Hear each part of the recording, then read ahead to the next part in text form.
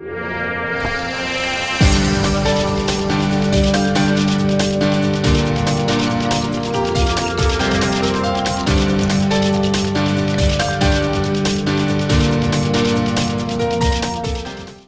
Friends, मैं जितेंद्र कुमार और एक बार फिर से आप सभी लोगों का बहुत ही हार्दिक स्वागत है इस अचीवर पॉइंट यूट्यूब चैनल में। तो दोस्त, आज हम लोग एक बहुत ही खास चैप्टर पढ़ने वाले हैं जिसका नाम है प्रकाश, यानी लाइट चैप्टर पढ़ने वाले हैं। आज हम लोग परिभाषा नहीं पढ़ेंगे, बस पढ़ने वाले ये हैं कि जितने भी एग्जाम है उसमें कौन सा क्वेश्चन ज्यादातर पूछता है। यानी हम लोग एक वीडियो में आज कम से कम 100 से ज्यादा क्वेश्चन को करेंगे जो एग्जाम में पूछा है और आने वाले एग्जाम में भी पूछेगा।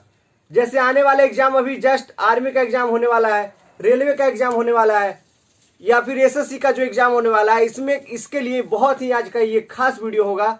तो आप लोग इसको ध्यान से देखिएगा और साथ साथ इसको आप लोग लिखते जाइएगा कॉपी पे, ताकि आप लोगों को ये चैप्टर एक ही वीडियो में क्लियर हो जाए। तो चलिए आज का वीडियो का शुरुआत करते हैं। चैप्टर का नाम है लाइट।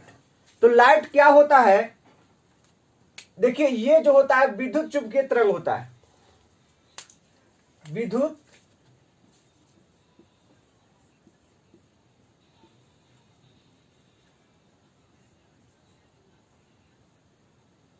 प्रकाश जो होता है विद्युत चुंबकीय क्या होता है? तरंग होता है, इलेक्ट्रोमैग्नेटिक वेव होता है। यदि कहेगा कि प्रकाश होता क्या है, तो इलेक्ट्रोमैग्नेटिक वेव यानी विद्युत चुंबकीय तरंग होता है। कहता है कि प्रकाश जो चलता है इसके लिए क्या माध्यम की आवश्यकता पड़ता है? ऐसे एग्जाम में बहुत बार पूछा है।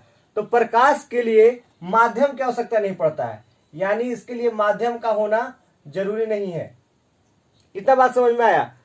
प्रकाश की यदि परिभाषा हम लोग देखते हैं तो प्रकाश क्या है, तो कहते हैं कि एक वैसा माध्यम जिसे किसी वस्तु को देखने के लिए जरूरी होता है, यानी जिसके वजह से क्या होता है, किसी वस्तु को हम लोग देख पाते हैं। तो ये प्रकाश है, यानी इसके लिए विद्युत चुंबकीय तरंग होता है प्रकाश। यदि कहेंगे तो माध्यम की आवश्यकता नहीं होती है। यदि और भी बोलते हैं कि प्रकाश होता क्या है, अनुप्रस्थ तरंग है या अनुदैर्ध्य तरंग है, तो ये क्या है? एक अनुप्रस्थ तरंग है, अनुप्रस्थ तरंग है। अब देखिए, प्रकाश को हम लोग देखते हैं कि प्रकाश की चाल जो होता है वो अलग अलग माध्यम में अलग अलग होता है। तो चलिए हम लोग इसको देखते हैं कि प्रकाश की चाल अलग अलग माध्यम में क्या क्या होता है। तो सबसे पहले हम लोग देखते हैं निर्वात जो होता है। निर्वात में प्रकाश की चाल सबसे ज्यादा होता है। तो निर्वात में प्रकाश की चाल जो होता है वो होता है 3 × 10⁸ मीटर पर सेकेंड। ऐसे जनरली भाषा में कहें तो 3 लाख किलोमीटर पर सेकेंड होता है इसका चाल। ये भी कभी कभी एग्जाम में पूछता है 3 लाख किलोमीटर क्या होता है? पर सेकेंड होता है। इतना बात समझ में आया? निर्वात में प्रकाश की चाल कितना होता है? तो 3 × 10⁸ मीटर पर सेकेंड। इसके बाद कहेगा यदि पानी में कितना होता है, जल में, तो जल में जो होता है 2.25 × 10⁸ मीटर पर सेकेंड होता है।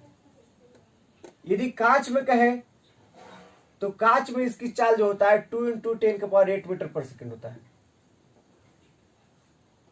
नायलॉन में कहें 1.96 × 10⁸ मीटर पर सेकेंड होता है। रॉक साल्ट में भी इसकी चाल 1.96 × 10⁸ मीटर पर सेकेंड होता है। यदि तारपीन के तेल में कहें, तारपीन की तेल में प्रकाश की चाल 2.04 × 10⁸ मीटर पर सेकेंड होता है। देखिए, इसको थोड़ा ऊपर लिखना चाहिए था, थोड़ा नीचे लिखा गया, कोई दिक्कत नहीं है। तो निर्वात में प्रकाश की चाल 3 × 10⁸ मीटर पर सेकेंड। पानी में यानी जल में 2.25 × 10⁸ मीटर पर सेकेंड। कांच में 2 × 10⁸ मीटर पर सेकेंड। नायलॉन में 1.96 × 10⁸ मीटर पर सेकेंड। रॉक साल्ट में 1.96 × 10⁸। तारपीन के तेल में 2.04 × 10⁸। देखिए, ये माध्यम में प्रकाश की चाल को याद रखना बहुत जरूरी है, क्योंकि इससे हम लोग बहुत सारा क्वेश्चन को करेंगे बाद में।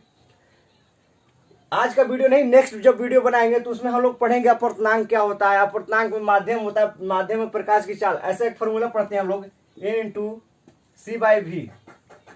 इसमें हम लोग पढ़ते हैं पूर्णांक यानी प्रकाश की चाल, माध्यम में प्रकाश की चाल। तो माध्यम जब पता रहेगा तब हम इसको निकाल सकते हैं। तो इससे बहुत सारा क्वेश्चन करते हैं। जैसे हम लोग कभी कभी ये पढ़ते हैं, क्वेश्चन देता है एग्जाम में कि मछली जो होता है पानी में इतना मीटर नीचे है, वो कितना ऊपर नजर आता है।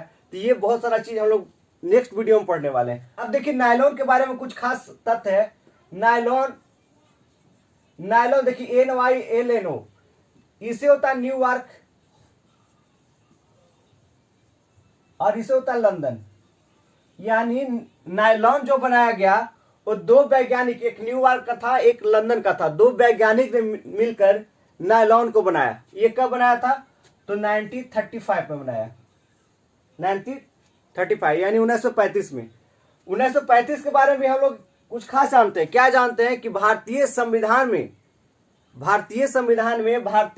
अधिनियम जो 1935 था वो सबसे खास था। यानी भारतीय संविधान में सबसे प्रभावशाली जो एक्ट था वो था 1935 का, यानी 1935 का। तो इतना चीज हम लोग समझ रहे हैं। यानी बहुत सारा जो बीच बीच में क्वेश्चन आता है उसको भी करते जाएंगे, क्योंकि एग्जाम के लिए बहुत इंपॉर्टेंट है। तो इतना समझ गए। चलिए आगे, यदि हम लोग कहते हैं कि ये सारा माध्यम प्रकाश की चाल अलग अलग था, तो प्रकाश की चाल को सबसे पहले जाना कौन, सबसे पहले बताया कौन?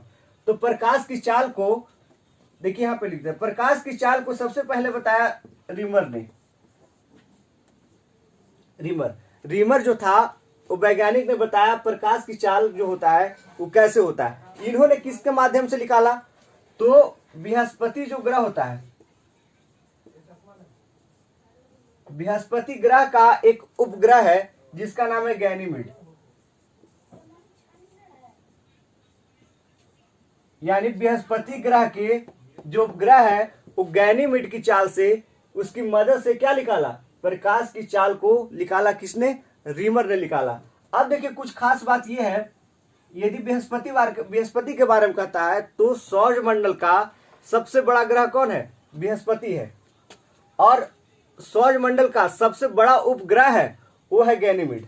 और गैनीमीड का यदि पूछता है कि रंग कैसा होता है तो पीला रंग होता है। तो ये सारा हम लोग क्वेश्चन, सौरमंडल का सबसे बड़ा ग्रह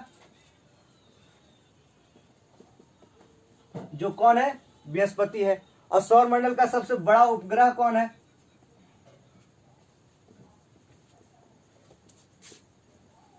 वो क्या है? गैनीमीड। यदि इसका रंग पूछता है तो क्या है? तो रंग इसका पीला होता है। तो इतना बात हम लोग समझ गए। और भी अब हम लोग पढ़ने वाले हैं प्रकाश के बारे में कि प्रकाश का प्रवर्तन क्या होता है, अपवर्तन क्या होता है, विवर्तन क्या होता है, व्यतिकरण क्या होता है, प्रकीर्णन क्या होता है, तरंगदैर्घ्य क्या होता है, उसका डॉपलर प्रभाव क्या होता है। ये सारा हम लोग इस वीडियो में पढ़ने वाले हैं। तो देखिए हमारे जो भारत हुआ इसमें बहुत से महान वैज्ञानिक हुए, उन्होंने प्रकाश के बारे में कुछ अलग अलग तथ्य दिया। जैसे हम लोग तीन वैज्ञानिक के बारे में हम लोग आज खास पढ़ेंगे। पहला था न्यूटन, दूसरा था हाइगेंस और तीसरा था आइंस्टाइन। ये तीनों वैज्ञानिक ने अपने अपने मत दिया प्रकाश के बारे में। क्या जो न्यूटन दिया वो दिया कणिका सिद्धांत। क्या दिया? ये कणिका सिद्धांत।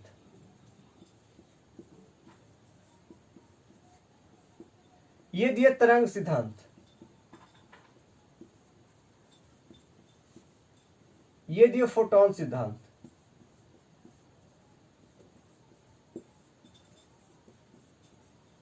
अब देखिए कणिका सिद्धांत क्या था। न्यूटन बोले कि यदि प्रकाश जो होता है, प्रकाश में छोटे छोटे धूलकण उपस्थित होता है। यानी प्रकाश जो होता है छोटे छोटे धूलकणों से क्या होता है? मिलकर बना होता है, जिसी को बोलते हैं क्या?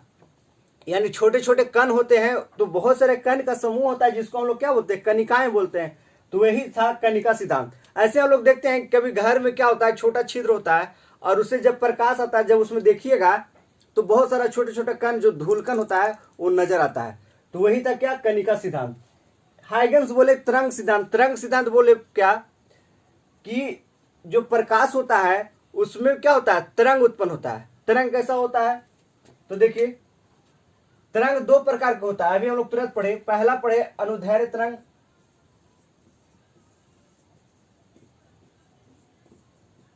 एक पढ़े अनुप्रस्थ तरंग।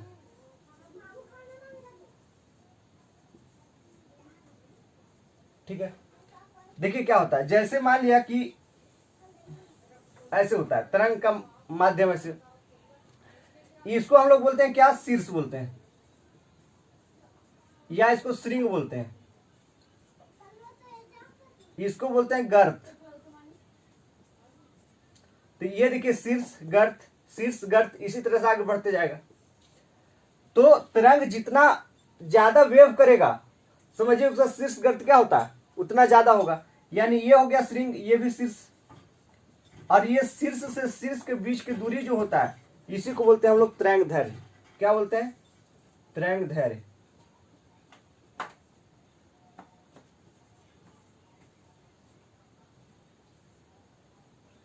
तरंग दैर्घ्य बोलते हैं।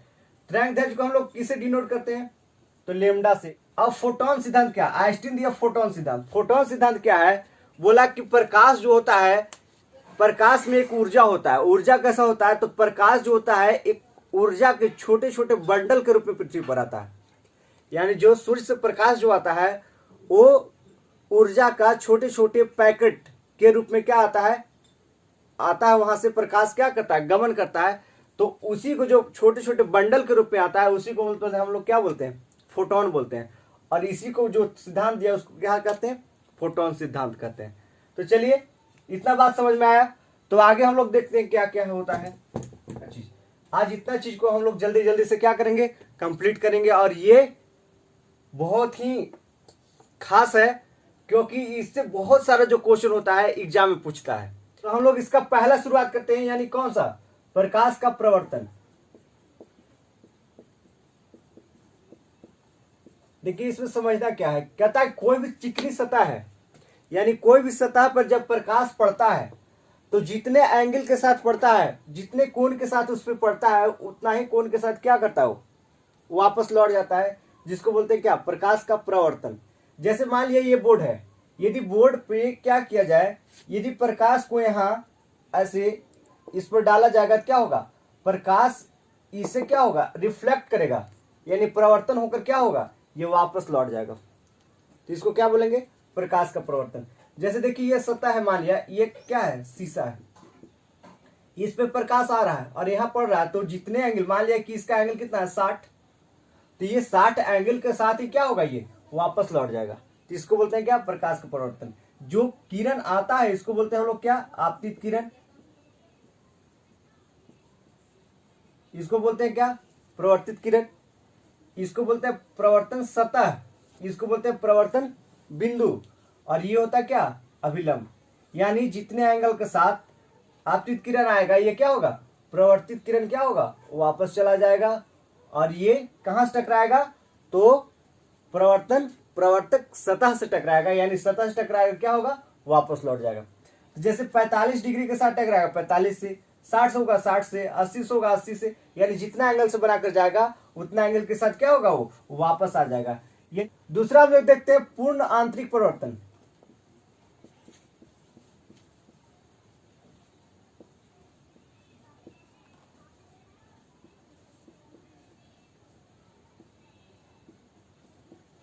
इसको TIR बोलते हैं। TIR का मतलब टोटल इंटरनल रिफ्रैक्शन, यानी परिवर्तन को बोलते हैं रिफ्लेक्शन, इसको बोलते हैं टोटल इंटरनल रिफ्रैक्शन, इसको बोलते हैं पूर्ण आंतरिक परिवर्तन। पूर्ण आंतरिक परिवर्तन क्या होता है, अभी हम लोग पढ़े परिवर्तन के बारे में कि जितना डिग्री से क्या होता है, प्रकाश किसी सतह पर पड़ता है उतने एंगल के साथ क्या होगा, वो वापस चला जाता है। लेकिन यहाँ क्या है कि यदि किसी सतह पर पड़ता है प्रकाश का परिवर्तन, सेम है, दोनों में कोई अंतर नहीं है, थोड़ा सा अंतर है। क्या है, किसी सतह पर यदि प्रकाश पड़ता है और वो प्रकाश 90 डिग्री के साथ उसी माध्यम में वापस आ जाएगा, तो क्या होगा, उसमें एक विशेष प्रकार की चमक होगा, जिसको हम लोग क्या बोलते हैं, पूर्ण आंतरिक परिवर्तन बोलते हैं। इसके बारे में बहुत एग्जाम में पूछता है, पूर्ण आंतरिक परिवर्तन का एग्जाम्पल पूछता है कि हीरे का चमकना क्या कारण है, तो पूर्ण आंतरिक परिवर्तन कारण है। जैसे अभी हम लोग क्या पढ़े कि यदि किसी माध्यम पे, किसी सतह पे प्रकाश पड़ता है और प्रकाश क्या होता है 90 डिग्री के साथ उसी माध्यम में वापस आ जाएगा, तो उस जो सतह है उसमें क्या होगा, एक विशेष प्रकार की चमक होगा, जिसको बोलते हैं क्या, पूर्ण आंतरिक परिवर्तन। ठीक है, इसके लिए सफेद सतह हो, चिकनी सतह हो या चमकीला सतह हो, ये सारे सतह पर क्या होगा, पूर्ण आंतरिक परिवर्तन की भांति काम करेगा। जैसे हम लोग बोलते हैं क्या क्या होता है इसका एग्जाम्पल, तो हीरे का चमकना पूर्णांतिक परिवर्तन का कारण है, पानी का चमकना पूर्णांतिक परिवर्तन का कारण है, ठीक है।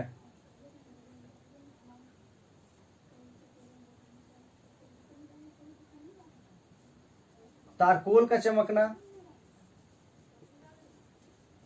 ये पूर्णांतिक परिवर्तन का कारण है, बर्फ का चमकना पूर्णांतिक परिवर्तन का कारण है। ऑप्टिकल फाइबर सबसे ज्यादा एग्जाम्पल बहुत ही खास है, ये बहुत ही इंपॉर्टेंट है ऑप्टिकल फाइबर।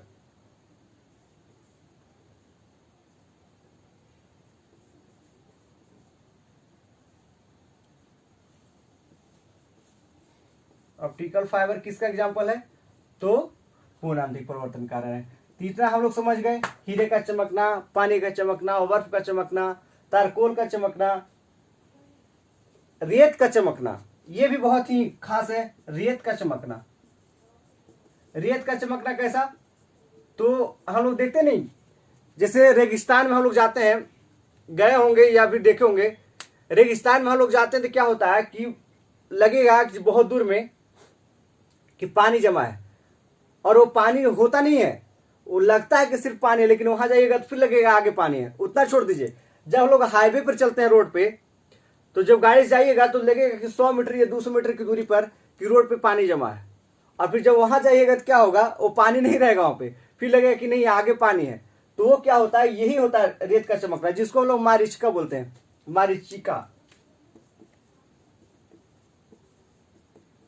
यानी रेत में मारीचिका का बनना क्या होता है, ये पूर्णांतिक परिवर्तन कारण है। इतना बात समझ में आया। तो ये धोखा होता है, जैसे कुछ कुछ जानवर जो होता है रेगिस्तान में प्यासा मर जाता है, कारण क्या होता है, वो दौड़ता है पानी की तलाश में, लगता है वहां पानी है, जब वहां गया तो पानी नहीं रहता है, फिर आगे गया वहां भी पानी नहीं रहता है, वो क्या होता है, यही होता है पूर्णांतिक परिवर्तन का कारण होता है, जो पानी की तरह नजर आता है लेकिन पानी होता नहीं है, जिसकी वजह से क्या होता है, लास्टली वो जानवर प्यासा मर जाता है। तो फिजिक्स पढ़ता नहीं है तो कैसे समझेगा, लेकिन हम लोग तो समझ रहे हैं कि क्या होता है पूर्णांतिक परिवर्तन। चलिए आगे देखते हैं हम लोग अपवर्तन, इसके बारे में। चलिए अगला जो है वो क्या है, अपवर्तन, यानी प्रकाश का अपवर्तन, इसको इंग्लिश बोलते हैं रिफ्रैक्शन ऑफ लाइट।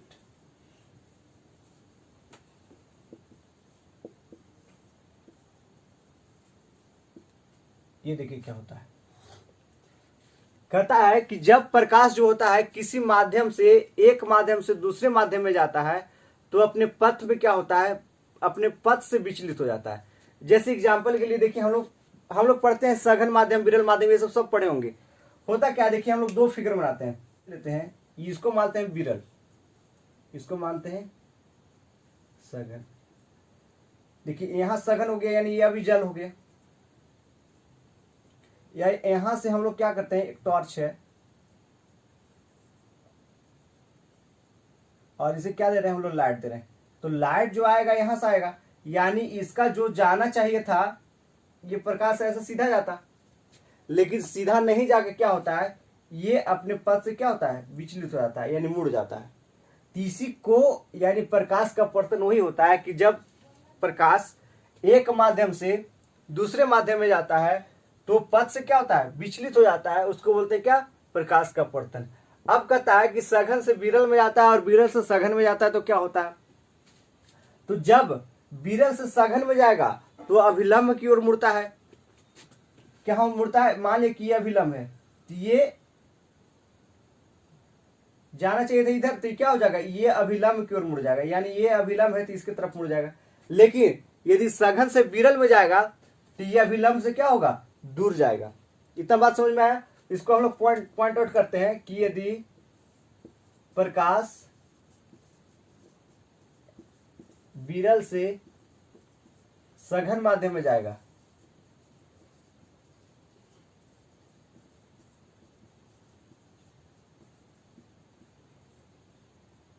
तो अभिलंब की ओर मुड़ जाएगा।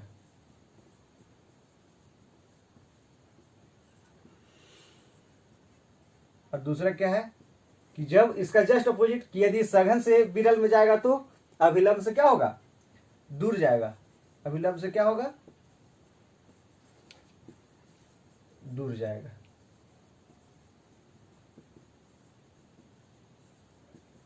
कब, जब ये सघन से कहां जाएगा, विरल में, यानी सघन से विरल में जाएगा।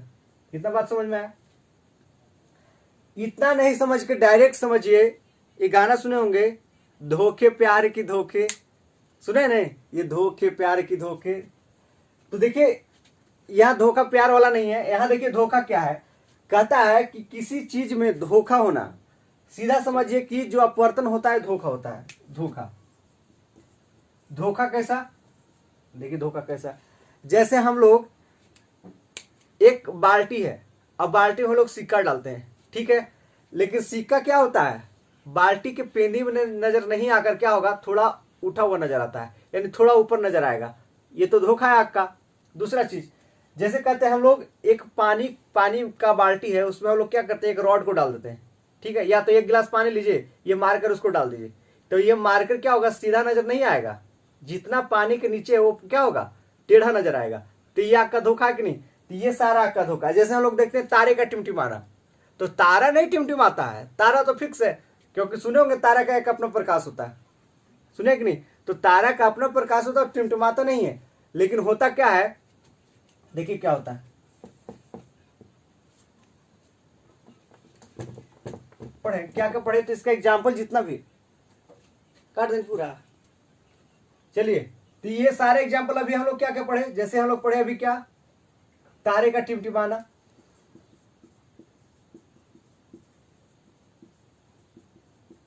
फिर पढ़े क्या, दूसरा पानी के अंदर सिक्का का उठा हुआ नजर आना,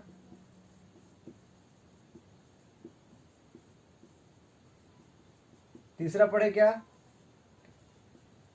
पानी में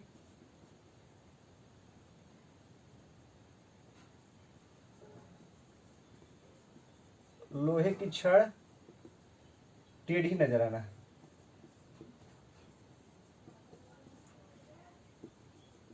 ठीक है, तो ये सारे एग्जाम्पल क्या है, प्रकाश के अपवर्तन का है।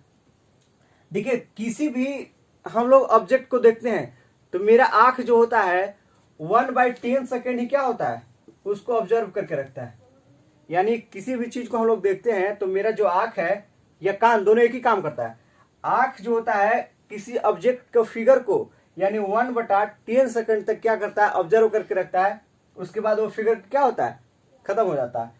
तो तारे का टिमटिमाना जो होता है, तारा को हम लोग देखते हैं तो उसका इमेज आता है, उसके बाद क्या होता है, धूल कण होने के कारण उसका लाइट जो होता है क्या होता है, प्रकीर्णन होता है, यानी क्या होता है, इधर उधर हो जाता है, यानी रिफ्लेक्शन के कारण क्या होता है, रिफ्रैक्शन कारण यानी अपवर्तन के कारण क्या होता है, वो टिमटिमाते हुए नजर आता है। कितना बात समझ में आया, यानी उसका प्रकाश जो होता है धूल कण के कारण क्या होता है, उसका अपवर्तन की भांति काम करता है, अपवर्तन की भांति काम करने क्या होता है, वो टिमटिमाते हुए नजर आता है। कितना बात समझे, यानी प्रकाश का परिवर्तन समझ गए, अपवर्तन समझ गए, पूर्णांतिक परिवर्तन समझ गए। बाकी हम लोग नीचे भी पढ़ेंगे और इसको हम लोग बेहतर ढंग से पढ़ेंगे। चलिए देखिए, हम लोग अब पढ़ लिए क्या, प्रकाश का परिवर्तन, अपवर्तन पढ़ लिए, पूर्णांतिक प्रवर्तन पढ़ लिए। अब देखिए विवर्तन, वर्ण विक्षेपण, व्यतिकरण, डॉपलर प्रभाव, ये चारों चीज अभी क्या पढ़ना, तुरंत पढ़ना। तो हम लोग पढ़ना क्या, विवर्तन। विवर्तन क्या होता है, कहता है कि यदि कोई प्रकाश यानी प्रकाश के माध्यम में कोई अवरोध वस्तु आता है तो क्या होता है, जैसे मान लिया कि कोई चीज है, जैसे ये डस्टर है, जैसे हम लोग डस्टर को लेते हैं, यहां डस्टर है, ठीक है, और इससे मान लिया कि यहां से लाइट जा रहा है, यहां से ये लाइट जाएगा, तो लाइट जाएगा तो क्या होगा, यहां से तो ये अवरोध हो जाएगा, लेकिन अवरोध होने के कारण क्या होता है, प्रकाश फैलता है, और फैलने के कारण क्या होगा, इससे ये क्रॉस करेगा, ऐसे क्रॉस करेगा, इसी को हम लोग क्या बोलते हैं, विवर्तन बोलते हैं। इतना बात समझ में आया।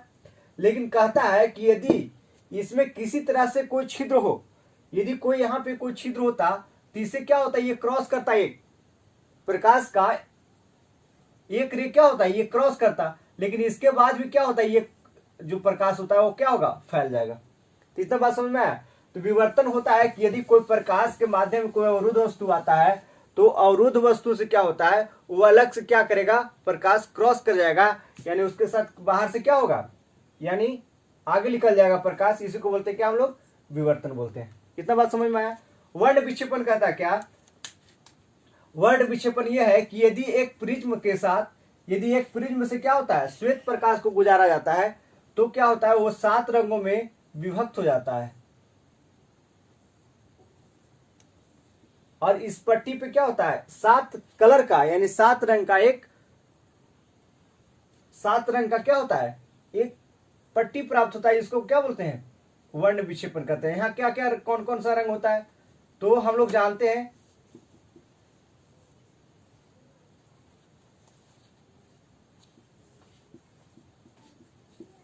ऐसे होता है। अच्छा आप बताइए,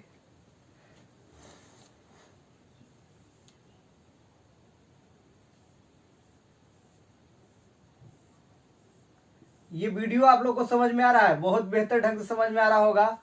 यदि समझ में आ रहा होगा ठीक है, तो इस वीडियो को आगे लोगों तक शेयर करिए, अपने दोस्तों के साथ शेयर करिए ताकि वो भी इस चीज को समझ सके। देखिए यहाँ जो कलर होता है, रेड ऊपर होता है, यहाँ रेड, और ये क्या हुआ, बैगनी। यहाँ क्या होता है, अच्छा आप लोग बताइए ये सही है या ये सही है। यदि श्वेत प्रकाश को एक प्रिज्म से गुजारा जाता है तो ये 7 रंग का एक पट्टी प्राप्त होता है, जो ऊपर में रेड होता है, नीचे में क्या होता है, ऊपर में लाल नीचे बैगनी, या ऊपर में बैगनी नीचे में क्या, लाल। ये दोनों में कौन सही होता है। कुछ कुछ लोग जानते होंगे कि ये बिल्कुल सही है, ये क्या है, गलत है, लेकिन ये भी सही है। ये सही क्या है, क्योंकि हम लोग 2 तरह से विक्षेपण पढ़ना है। एक विक्षेपण पढ़ना है जिसको बोलते हैं लोग प्राथमिक विक्षेपण,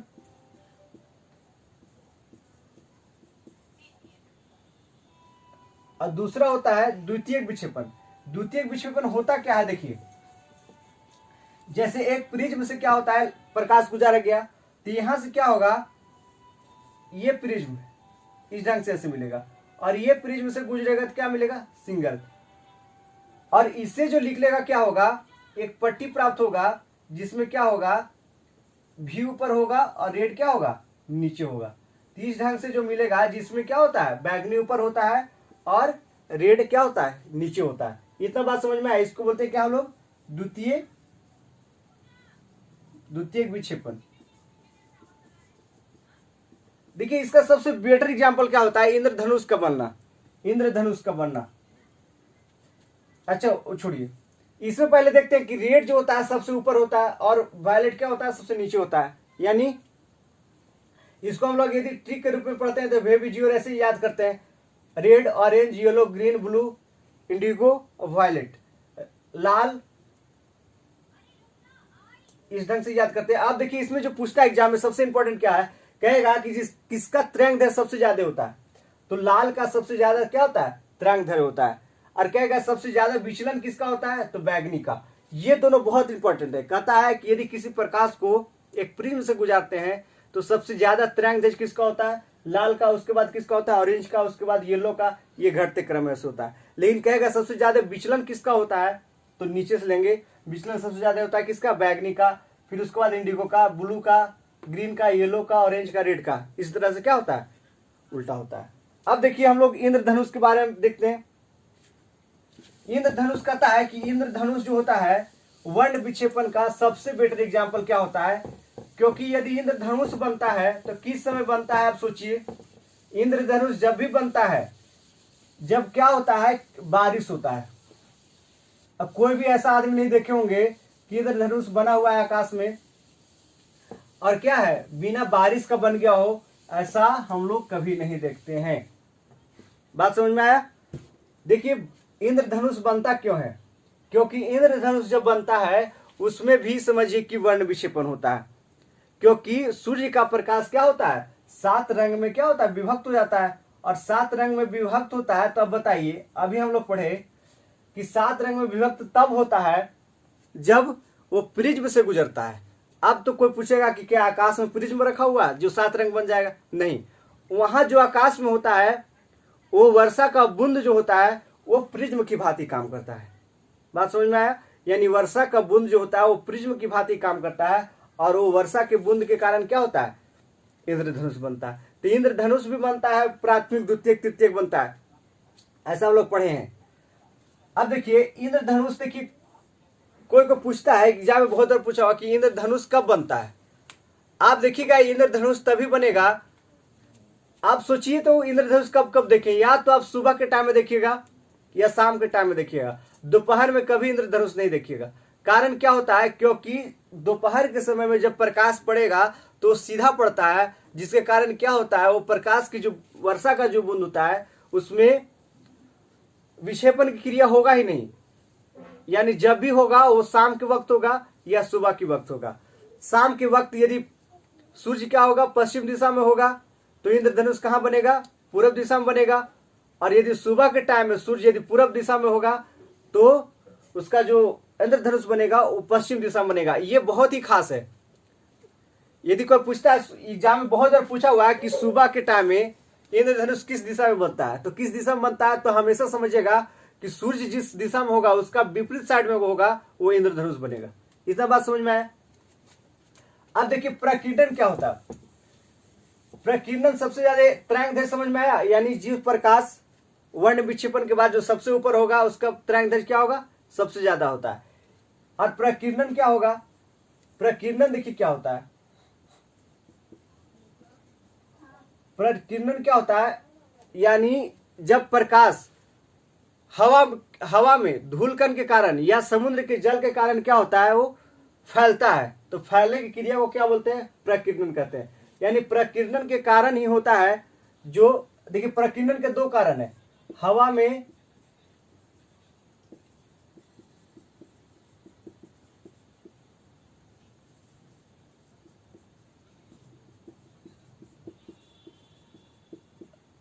आकाश में हवा उपस्थित क्या होता है, धूलकण के कारण, या समुद्र में क्या होता है, समुद्र के जल के कारण, समुद्र में जल के कारण क्या होता है, प्रकीर्णन होता है। अब देखिए प्रकीर्णन का एग्जाम्पल जैसे पूछता है एग्जाम में कि बताइए आकाश का नीला रंग होने का कारण क्या है, तो आकाश में नीला रंग होने के कारण क्या है, वो प्रकीर्णन के कारण है, क्योंकि वो धूलकण के कारण क्या होता है, क्या होता है, वो नीला नजर आता है। और समुद्र का जल जो होता है वो भी नीला नजर क्यों आता है, ऐसा हम लोग पूछते हैं ना कि जो पृथ्वी को हम लोग देखते हैं ऊपर से तो नीला नजर आता है। नीला नजर आने का कारण क्या होता है कि पृथ्वी पर सबसे ज्यादा मात्रा में क्या है, जल है, और जल होने के कारण क्या होता है, वो नीला नजर आता है। ये सब कारण किसका है, तो प्रकीर्णन का कारण होता है।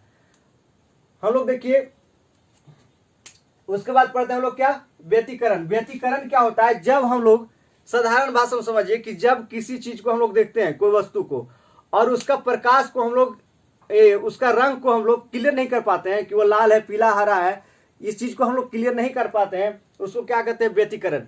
जैसे हम लोग देखते हैं कि कभी साबुन का बुलबुला को देखिएगा तो उसका आप रंग को क्लियर नहीं कर पाइएगा कि कौन सा रंग का है, उसमें सारा रंग नजर आएगा, लाल, पीला, हरा सब नजर आता है। इस चीज को क्या कहेंगे, व्यतिकरण। जैसे साबुन का बुलबुला हो गया, एग्जाम्पल देखिए इसका, साबुन का बुलबुला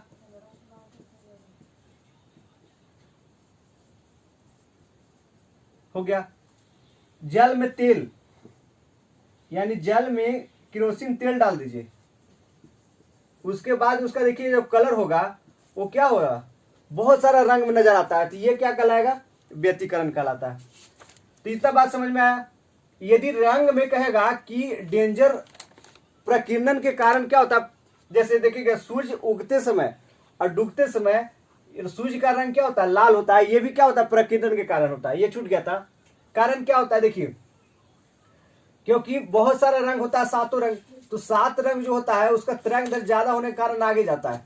देखिए विचलन होने के कारण क्या होता है, प्रकीर्णन होने के कारण वायलेट आगे जाता है, उसके बाद ऐसे ऐसे सबसे कम क्या होता है, रेड होता है, और रेड होने के कारण क्या होता है, ये यहीं पे रह जाता है, जिसके कारण क्या होता है, ये रेड नजर आता है।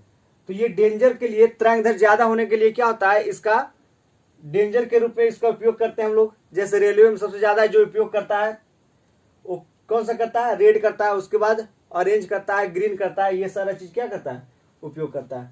उसके बाद हम लोग देखते हैं डॉपलर प्रभाव। डॉपलर प्रभाव कहता है कि यदि श्रोता है, जैसे देखिए हम लोग ट्रेन से जाते हैं या स्टेशन पर आप लोग खड़ा है, तो स्टेशन पर खड़ा है, जब उधर से ट्रेन आता है तो ट्रेन का साउंड जो होता है बहुत तेजी से, यदि हॉर्न मारता है ट्रेन हॉर्न मारते यदि जाता है हम लोग से क्रॉस करता है तो उसका जो हॉर्न होता है बहुत तेजी से मेरे तरफ आता है, और जब हमसे वो दूर जाता है तो क्या होता है उसका साउंड धीरे धीरे क्या होता है कमना शुरू हो जाता है। यही एग्जाम्पल क्या है डॉपलर प्रभाव। कहता है यदि ध्वनि स्रोत और श्रोता के बीच यदि उसकी आवृत्ति होता है तो उसके मूल आवृत्ति में जो कमी या बेसी होता है या कमी या अधिक होता है उसको क्या कहते हैं डॉपलर प्रभाव कहते हैं। इतना बात समझ में आया। यानी ट्रेन के नजदीक यदि आप ट्रेन पर हैं, यदि ट्रेन गुजर रहा है आपसे, आप प्लेटफॉर्म पे खड़ी हैं, तो उससे जो ट्रेन आता है हॉर्न करते वो बहुत ही तेजी से हॉर्न करते आपको नजदीक आएगा, लेकिन जब दूर जाएगा तो उसका हॉर्न में क्या होता है धीरे धीरे कमी आता है, तो उसकी आवृत्ति में कमी आता है। इसको क्या बोलते हैं डॉपलर प्रभाव। तो देखिए आज का ये वीडियो था जो क्या था कंसेप्ट वाइज था। इसमें जितना भी क्वेश्चन होता है वो अगले वीडियो में हम बनाएंगे, जिसमें सारा क्वेश्चन जो एग्जाम में पूछता है, जो न्यूमेरिकल टाइप का जो क्वेश्चन पूछता है इससे प्रकार से, वो सारा चीज को हम लोग बनाएंगे। और ये वीडियो यदि समझ में आया होगा तो इसको अपने दोस्तों के साथ क्या करिए शेयर करिए, और जो यदि नए हैं मेरे चैनल से जुड़े हैं तो इस चैनल को सब्सक्राइब करिए। आज के लिए बस इतना सा है। Goodbye, thanks.